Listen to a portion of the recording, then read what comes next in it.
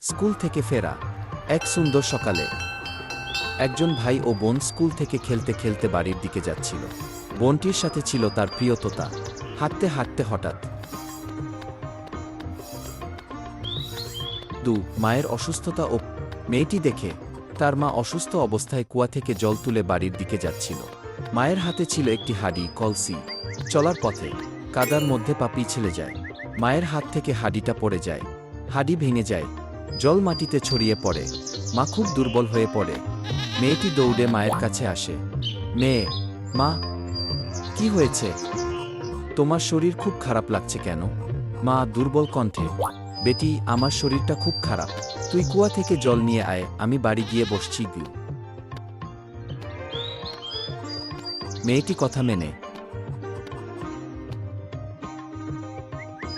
কুয়া থেকে আবার জল তোলে।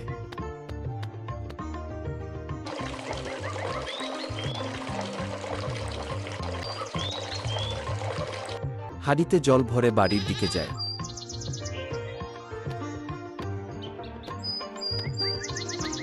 পথে হঠাৎ একটি গরু এসে মেয়েটিকে ধাক্কা দেয়।